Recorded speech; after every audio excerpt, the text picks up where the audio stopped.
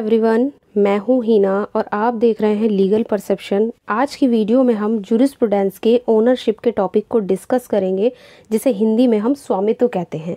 आज की वीडियो में इस टॉपिक को बहुत अच्छे से हम डिस्कस करने वाले हैं, तो वीडियो के लास्ट तक बने रहिएगा। बट आगे बढ़ने से पहले आपके लिए एक ज़रूरी इन्फॉर्मेशन। तो आपके लिए ज़रूरी इन्फॉर्मेशन ये है कि जूरिस्प्रूडेंस के नोट्स सिंपल लैंग्वेज में और हिंदी में तैयार हो चुके हैं, जो मैंने खुद तैयार किए हैं और पीडीएफ फॉर्म में है, जिन्हें आप प्रिंट करा सकते हैं। अगर आपको जूरिस्प्रूडेंस के नोट्स चाहिए तो आप स्क्रीन पर दिख रहे इस व्हाट्सएप नंबर पर मैसेज करके केवल 149 रुपीज़ में जूरिस्प्रूडेंस के नोट्स ले सकते हैं। सिंपल लैंग्वेज में है, जिसमें आपको जूरिस्प्रूडेंस के सभी टॉपिक्स मिल जाएंगे। तो देखिए, जो ओनरशिप का टॉपिक है वो एग्ज़ाम में बहुत ही ज़्यादा पूछा जाने के चांसेस होते हैं। तो जूरिस्प्रूडेंस में अगर हम बात करें कब्ज़े और ओनरशिप की, तो दोनों ही टॉपिक थोड़े डिफ़िकल्ट माने जाते हैं। बट जब हम पढ़ेंगे पूरा एक एक करके सारे पॉइंट को, तो ये जो आपके माइंड में जो भी किसी भी तरह का डाउट है, ये ख़त्म हो जाएगा। तो चलिए आज की वीडियो को स्टार्ट करते हैं। लेकिन वीडियो में स्वामित्व को डिस्कस करने से पहले एक ज़रूरी बात ये है कि अगर आपको ओनरशिप को समझना है तो आप पहले कब्ज़े को अगर समझें तो आपके लिए ये थोड़ा इजी हो जाएगा, क्योंकि पिछली वीडियो में हम कब्ज़े को बहुत ही अच्छे से डिस्कस कर चुके हैं। थोड़ा सा अगर आप कब्ज़े को समझ लेंगे तो ये टॉपिक आपको थोड़ा इजीली समझ आ जाएगा। इसीलिए तो चलिए आज की वीडियो में बात करते हैं ओनरशिप की। अगर बात करें हम ओनरशिप की, तो जूरिस्प्रूडेंस में कब्ज़े की तरह ही ओनरशिप भी एक इम्पॉर्टेंट टॉपिक है और एक बहुत ही थोड़ा सा डिफ़िकल्ट और टफ लीगल कॉन्सेप्ट माना जाता है कि स्वामित्व होता क्या है। वैसे अगर सिंपल वर्ड में हम बात करें कि ओनरशिप या स्वामित्व कहते किसे हैं, तो इसका सिंपल मीनिंग होता है किसी चीज़ पर कब्जे का अधिकार। देखो, जब आप किसी चीज़ पर फिजिकल कंट्रोल रखते हो और फिजिकल कंट्रोल रखने के साथ साथ ही उसको फिजिकल कंट्रोल रखने का अपना इंटेंशन भी रखते हो, तो ये दो चीज़ होती है कब्जे के लिए। पहले आपका उस चीज़ पर भौतिक नियंत्रण होना चाहिए, फिजिकल कंट्रोल होना चाहिए, और दूसरा आपके अंदर उस चीज़ को अपने पास रखने का इंटेंशन यानी कि आशय होना चाहिए। ये तो थी कब्जे की बात। बट स्वामित्व में ऐसा क्या अलग है जो कब्जे में नहीं है? तो स्वामित्व बोलते हैं सिंपल भाषा में मालिकाना हक। आपका किसी चीज़ पर जो मालिकाना हक होता है, किसी चीज़ पर कब्जा रखने का जो अधिकार होता है, उसको बोलते हैं हम स्वामित्व या ओनरशिप। जैसे फॉर एग्जांपल मान लीजिए आपके पास एक बुक है जिस पर आपका मालिकाना हक है और वो आपके कब्जे में भी है, तो उसके आप ओनर कहे जाओगे और आपकी ये माना जाएगा कि ये आपकी ओनरशिप में है। अब अलग अलग ज्यूरिस्ट ने स्वामित्व को अलग अलग तरीके से डिफाइन करने की कोशिश की है। अगर बात करें हम ऑस्टिन की, तो देखिए ऑस्टिन ने स्वामित्व के बारे में 3 इम्पॉर्टेंट पॉइंट बताए हैं। ऑस्टिन का कहना है कि स्वामित्व में किसी भी वस्तु पर अगर आप कोई अधिकार रखते हो तो उसमें आपको एक ऐसा अधिकार मिलता है जो उपयोग की दृष्टि से अनिश्चित है। मतलब कि आप उसे कब तक यूज़ करोगे इसका किसी को नहीं पता। आपके पास पूरी स्वतंत्रता है उस चीज़ को यूज़ करने की, कि आप उसको किसी भी तरीके से यूज़ करो।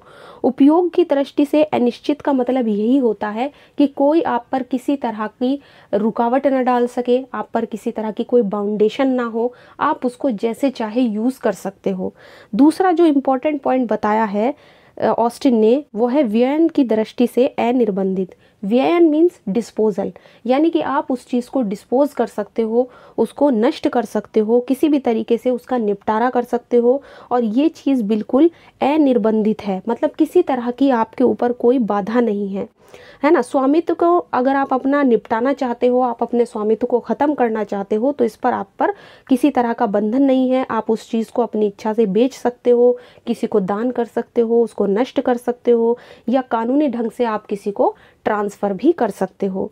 तीसरा इंपॉर्टेंट पॉइंट बताया है ऑस्टिन ने अवधि की दृष्टि से असीमित, यानी कि कितने टाइम के लिए आप उस चीज़ पर मालिकाना हक रखते हो, इसकी कोई बाउंडेशन, इसका कोई टाइम लिमिट नहीं है, वो बिल्कुल अनलिमिटेड है। यानी कि स्वामी की डेथ के बाद जो उसका मालिक होता है उस चीज़ का, उसके बाद भी वस्तु का जो अधिकार है, जिस चीज़ पर उसका हक था, उसका ख़त्म नहीं होता वो राइट, बल्कि उसके जो लीगल हायर होते हैं, उसके जो उत्तराधिकारी होते हैं, उनके पास चला जाता है। तो ये तीनों पॉइंट से डिस्कस करने की या इसको सिंपल तरीके से समझाने की कोशिश की है ऑस्टिन ने। ऑस्टिन की डेफिनेशन को अगर हम ओनरशिप की बात करें तो इसमें बहुत ही इंपॉर्टेंट माना जाता है, और कई बार यही तीनों पॉइंट आपसे एग्जाम में पूछ लिए जाते हैं कि ये तीनों पॉइंट किस जूरिस्ट ने दिए हैं ओनरशिप के बारे में।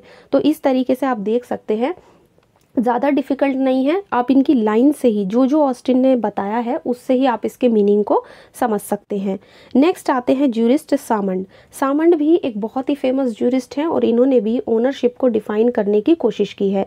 इन्होंने कहा है कि एक व्यक्ति और स्वामित्व की विषय वस्तु के बीच के संबंध को जाहिर करता है ओनरशिप, यानी जिस व्यक्ति के पास किसी चीज़ पर जिसका उसका मालिकाना हक है, उन दो के बीच में क्या रिलेशन है ये दिखाता है ओनरशिप। तो बहुत ही सिंपल तरीके से सामंड ने इसको डिफाइन करने की कोशिश की है। एक और जूरिस्ट हैं हिबर्ट ने स्वामित्व को एक लाइन में डिफाइन करने की कोशिश की है। इन्होंने कहा है कि स्वामित्व जो है वो अधिकारों का गट्ठर होता है, अधिकारों का गट्ठर, यानी कि ownership is the bundle of rights, यानी कि एक बंडल होता है जो आपके पास राइट होते हैं। अब उस राइट में इन्होंने कहा है कई तरह के राइट आ सकते हैं, जैसे कि आप उस चीज़ को यूज़ कर सकते हो, है ना, क्या क्या बातें कही हैं हिबर्ट ने।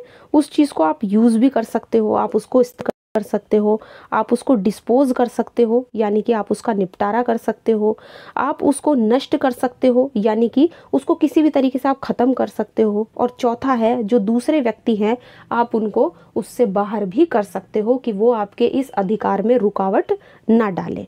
तो ये सारी बातें कही हैं हिबर्ट ने। अलग अलग जूरिस्ट ने अलग अलग तरीके से ओनरशिप को डिफाइन करने की कोशिश की है। अब बात करते हैं स्वामित्व के लक्षणों की, यानी कि अगर किसी के पास कोई भी स्वामित्व है, किसी के पास अगर कोई किसी चीज़ का मालिकाना हक है या ओनरशिप है, तो क्या वो बिल्कुल अनलिमिटेड है, क्या उस पर किसी तरह की कोई बाउंडेशन नहीं लगाई जा सकती। तो कुछ लीगली दृष्टि से, अगर कानूनी दृष्टि से हम देखें तो उसमें कुछ चीज़ें निकल कर सामने आती हैं। सबसे पहला ये आता है कि जब आपके पास कोई चीज़ होती है, जैसे मान लीजिए आपके पास अपना मकान है, अपना घर है, तो उसके लिए आप सरकार को टैक्स देते हो, आपको टैक्स तो देना ही पड़ेगा, भले ही आप उस मकान के मालिक हो, आप उसके ओनर हो, बट आपको टैक्स तो देना पड़ता है स्टेट को। तो यहाँ पे यही कहा है। दूसरा पॉइंट है, आपकी संपत्ति को आप मनमाने ढंग से यूज़ नहीं कर सकते, यानी कि मान लीजिए आपका मकान है, तो ऐसा नहीं है कि आप उसका कंस्ट्रक्शन कराते हुए या आप उस पर कोई ऐसा काम करोगे जिससे आपके पड़ोसी को बहुत ज़्यादा दिक्कत हो, आसपास के लोगों को दिक्कत हो, तो आप कोई ऐसा काम नहीं करोगे कि मनमाने तरीके से आप उसका यूज़ करो। थोड़ा सा आपको आसपास की चीज़ों का भी और अपने आस पड़ोस का या जो भी लोग वहाँ से गुजरते हैं उनका थोड़ा सा ध्यान रखना होगा। तीसरा है जो अवयस्क होते हैं, यानी कि जो माइनर होते हैं, जो अवयस्क हैं या नाबालिग हैं, या जो पागल व्यक्ति होते हैं, जो इनसेन पर्सन होते हैं, वो अचल संपत्ति के स्वामित्व के अधिकार का यूज़ नहीं कर सकते हैं, है ना। कॉन्ट्रैक्ट में भी आपने देखा होगा कि कॉन्ट्रैक्ट करने के लिए भी जिस तरीके से व्यक्ति को सक्षम होना चाहिए, कॉन्ट्रैक्ट एक्ट में कहा गया है, इसी तरीके से प्रॉपर्टी का जो मालिक होता है वो भी अवयस्क या पागल व्यक्ति, अगर हम बात करें इमूवेबल प्रॉपर्टी की, तो उसके स्वामित्व के अधिकार का प्रयोग नहीं कर सकते हैं। एक चौथा पॉइंट ये है कि स्वामी की मृत्यु के बाद प्रॉपर्टी का स्वामित्व खत्म नहीं होता है। ये तो हमने अभी भी डिस्कस किया है, जब किसी मालिक की डेथ हो जाती है तो उसकी प्रॉपर्टी का जो ओनरशिप है वो ख़त्म नहीं होती है, बल्कि उसके जो उत्तराधिकारी होते हैं, जो उसके लीगल हायर होते हैं, उनके पास प्रॉपर्टी चली जाती है। जैसे एग्जाम्पल के तौर पर अगर फादर की डेथ होती है तो उसका प्रॉपर्टी का मालिकाना हक किसके पास जाएगा, उनके बेटे के पास। इसी तरीके से पांचवा पॉइंट है कि स्वामित्व पूर्ण और निर्बंधित होता है, यानी कि स्वामित्व को पूर्ण क्यों कहा गया है, क्योंकि आपके पास उस प्रॉपर्टी से रिलेटेड अगर आपके पास कोई प्रॉपर्टी है, कोई चीज़ है, तो आपके पास उसके सारे राइट होंगे। आप उसको ख़त्म कर सकते हो, उसको नष्ट कर सकते हो, उसका यूज़ कर सकते हो, दूसरे व्यक्ति उसमें बाधा डालेंगे तो उनको रोक सकते हो। तो एक तरीके से स्वामित्व पूर्ण तो है बट निर्बंधित भी है। कोर्ट चाहे तो आपके इस राइट को निर्बंधित भी कर सकता है, इस पर रेस्ट्रिक्शन भी लगा सकता है। तो ये कुछ इंपॉर्टेंट लक्षण जो हैं, कुछ इंपॉर्टेंट पॉइंट्स निकल कर आते हैं ओनरशिप से। ओनरशिप के अब हम बात करेंगे टाइप्स की, यानी ओनरशिप कितने टाइप्स की होती है, स्वामित्व कितने प्रकार के होते हैं। अपनी पिछली वीडियो में जब हमने कब्जे को डिस्कस किया था तो उसमें हमने कब्जे के प्रकार, उसके टाइप्स के बारे में भी बात की थी। इसी तरीके से ओनरशिप के भी कई तरह के टाइप्स होते हैं। सबसे पहले बात करेंगे मूर्त और अमूर्त स्वामित्व की, यानी कि ऐसे स्वामित्व की, एक ऐसी ओनरशिप की जो चीज़ों पर होता है। देखिए, मूर्त स्वामित्व की अगर हम बात करें तो जिन चीज़ों को आप देख सकते हो, छू सकते हो, अगर आप उन चीज़ों पर अपना ओनरशिप रखते हो, अपना स्वामित्व रखते हो, तो उसे कहेंगे हम मूर्त स्वामित्व। जैसे कि किसी मकान पर, घर पर, ज़मीन पर, या कोई भी स्कूटर है, बाइक है, पेन है, तो ये कुछ ऐसी चीज़ें हो गई जिनको आप देख भी सकते हो, छू भी सकते हो। और अमूर्त स्वामित्व का मतलब ऐसी चीज़ों पर आपकी ओनरशिप होगी जिसको आप नहीं देख सकते हो, ना ही आप छू सकते हो। जैसे कि आपके जो ट्रेडमार्क होते हैं, पेटेंट होता है, कॉपीराइट होता है, या कोई भी ऐसा राइट या कोई भी ऐसी चीज़ जिसको आप देख नहीं सकते या छू नहीं सकते। इसके बाद आता है एकल और सह स्वामित्व। एकल स्वामित्व का मतलब होता है जब आपका अकेले का कब्जा होता है किसी चीज़ पर, आप किसी चीज़ के अकेले मालिक होते हैं। जैसे एक मकान है, उस मकान के अगर आप अकेले मालिक हो तो उसको कहेंगे एकल स्वामित्व। और अगर मान लीजिए उसी प्रॉपर्टी के एक या एक से ज़्यादा मालिक होंगे, उन एक से ज़्यादा का मालिकाना हक होगा, तो उसको कहेंगे सह स्वामित्व, यानी कि को ओनरशिप। तो एक व्यक्ति का स्वामित्व एकल और एक से ज़्यादा का सह स्वामित्व। इसके बाद आता है पूर्ण और सीमित स्वामित्व। पूर्ण स्वामित्व का मतलब होता है जहाँ किसी चीज़ पर, मान लीजिए कोई प्रॉपर्टी है, उस प्रॉपर्टी पर आपको सारे राइट मिले हुए हैं, आप उस पर कब्जा भी रख सकते हो, उसका यूज़ भी कर सकते हो, उसको डिस्पोज भी कर सकते हो, तो ये होगा आपका पूर्ण स्वामित्व। आपके पास किसी तरह का कोई रेस्ट्रिक्शन नहीं है। लेकिन अगर मान लीजिए कोई ओनरशिप आपको इसलिए दी गई है और उसके साथ ही आप पर कोई शर्त लगा दी जाए, जैसे मान लीजिए ए नाम का एक व्यक्ति है, उसने बी नाम के व्यक्ति को एक मकान दे दिया, ठीक, उसका मालिकाना हक हो गया बी का, बट ए ने साथ में ये शर्त लगा दी कि भैया मकान में सिर्फ तुम ही रहोगे, इस मकान में किसी और को मत रखना। तो ये हो गया, मतलब बी तो चाहे रह लेगा उस मकान में, लेकिन उसे किसी और को नहीं रखना है उस मकान में। तो ए ने जो ये शर्त लगाई है और बी को जो ये ओनरशिप मिली है, इसको आप पूर्ण स्वामित्व नहीं कहोगे, एब्सोल्यूट ओनरशिप नहीं कहोगे, बल्कि ये हो गया आपका लिमिटेड ओनरशिप, सीमित, क्योंकि उसने एक शर्त लगा दी इस चीज़ पर। अगला ओनरशिप है निहित और समाश्रित स्वामित्व। ये भी आता है और सभी टाइप्स हमें पढ़ने चाहिए। देखो, निहित स्वामित्व में जो स्वामित्व प्राप्त करने की सारी शर्तें होती हैं वो पूरी हो चुकी हैं, किसी तरह का कोई काम पूरा नहीं, मतलब बाकी नहीं रह गया है, सारी की सारी ज़रूरतें जब पूरी हो जाती हैं तो वो होता है आपका निहित स्वामित्व। लेकिन मान लीजिए अगर आपको किसी चीज़ पर ओनरशिप मिलना है, लेकिन ओनरशिप मिलने के लिए अभी भी कुछ शर्तें बाकी हैं, अभी कुछ चीज़ें रह गई हैं जिससे आपको ओनरशिप मिलेगा, है ना, और भविष्य में वो आपको मिलेंगी, मतलब अभी कुछ सारी शर्तें पूरी नहीं हुई हैं, तो उसको बोलते हैं समाश्रित स्वामित्व। या फिर वो किसी ऐसी घटना पे बेस होती है कि भैया जब ये घटना घटेगी तब तुम्हें ये चीज़ मिलेगी। जैसे मान लीजिए ए जो है वो बी को अपनी प्रॉपर्टी देता है, बट कहता है कि तुम्हें पहले मेरी बेटी से शादी करनी पड़ेगी तब तुम्हें ये प्रॉपर्टी मिलेगी। तो एक तरीके से यहाँ पर समाश्रित स्वामित्व, अभी कुछ शर्तें हैं, तो जब कुछ शर्तें बाकी रह जाती हैं तो समाश्रित स्वामित्व, और जब सारी आवश्यकताएं पूरी हो जाती हैं ओनरशिप के लिए तो वो होता है निहित स्वामित्व। इसके बाद आता है न्यास और हितप्रद स्वामित्व।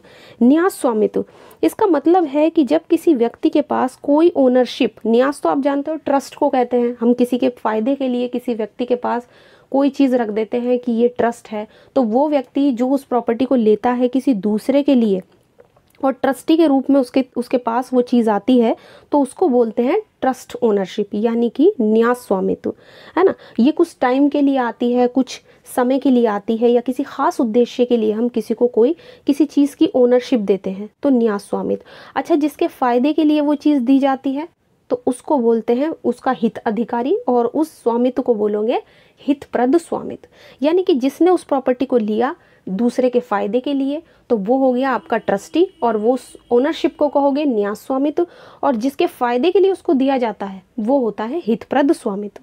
इसके बाद आता है लीगल और साम्यिक स्वामित्व। इसको बोलते हैं विधिक और इसको बोलते हैं साम्यिक। इसको हम इंग्लिश में इक्विटियल ओनरशिप भी कहते हैं, लेकिन इंडिया में इसका कोई यूज़ नहीं है।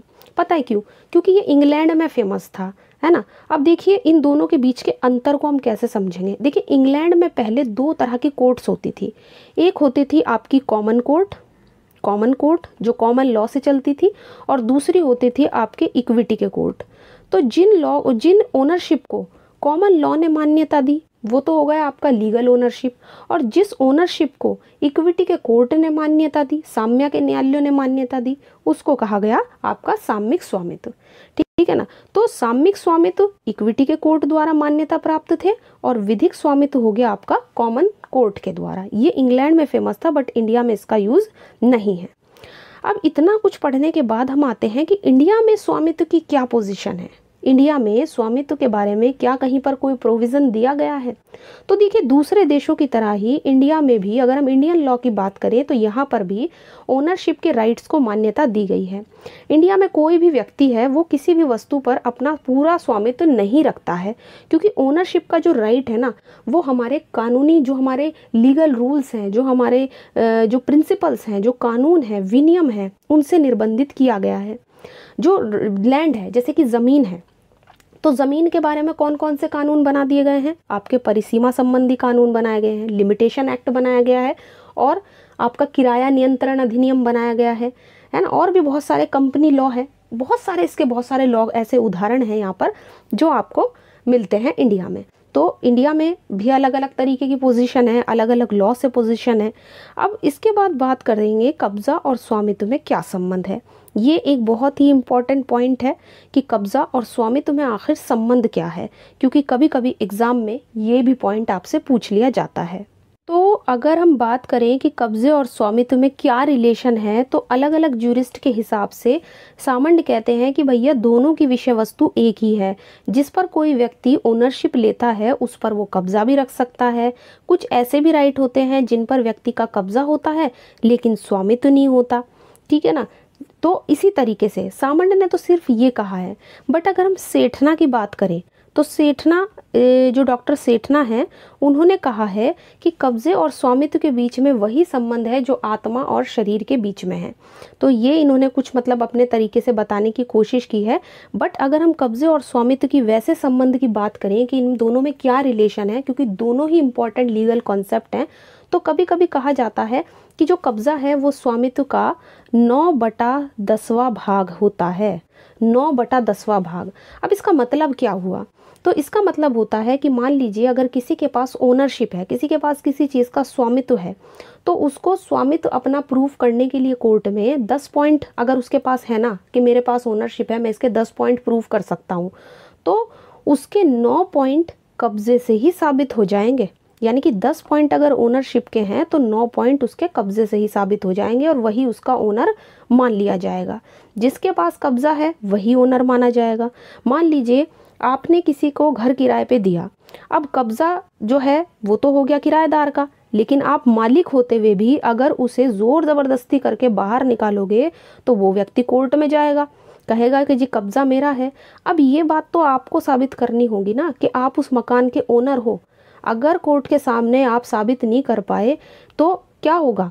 वही व्यक्ति ओनर मान लिया जाएगा जिसका कब्जा है। तो अगर हम सारी की सारी लीगल थ्योरी को देखें तो कब्जा और स्वामित्व दोनों में बहुत ही बड़ा रिलेशन है, बहुत ही बड़ा संबंध है। दोनों ही इम्पॉर्टेंट कॉन्सेप्ट हैं।